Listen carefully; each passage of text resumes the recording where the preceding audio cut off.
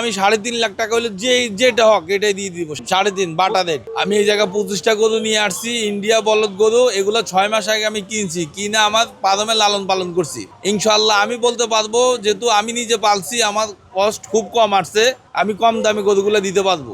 আমি 3.5 লাখ টাকা হলে যেটা হক এটাই দিয়ে দিব। 3.5 লাখ টাকা করে 3.5 বাটা রেট। যারা হাইব্রিড ঘাস খাবাইছি, চাইলেস খাবাইছি, দানাদার হইলো কুড়া বুসি।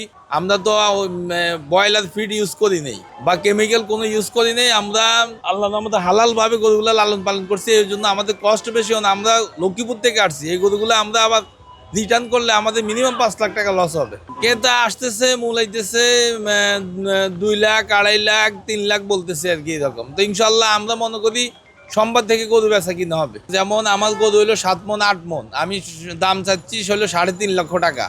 এখন ক্রেতার বাজেট যদি 2.5 লাখ 3 লাখ টাকা হয়, সে যদি 12 মনে গরু মূলায় যায় 2.5 লাখ 3 লাখ টাকা, তাহলে তো দিতে পারবে না ভাইয়া। আপনার বাজেটের ভিতরে আপনাকে গরু পছন্দ করতে হবে। গরু আপনার ঈদের চাঁদাতের দিন আপনার গরু পাওয়া যাবে না। কেন মনে হইলো আমাদের দেশে আগে যে পরিমাণ ইন্ডিয়ান বলদ গরু ঢুকতো, এবার কোনো গরু ঢুকে নেই। আর হলো আমাদের দেশে উৎপাদন খুবই কম হচ্ছে এখন, কারণ জিনিসপত্র সবগুলাই দাম বাড়তেছে, কিন্তু গরুর দাম বাড়তেছে না। অনেক খামারি বন্ধ হয়ে গেছে, হাজার হাজার খামারি বন্ধ হয়ে গেছে।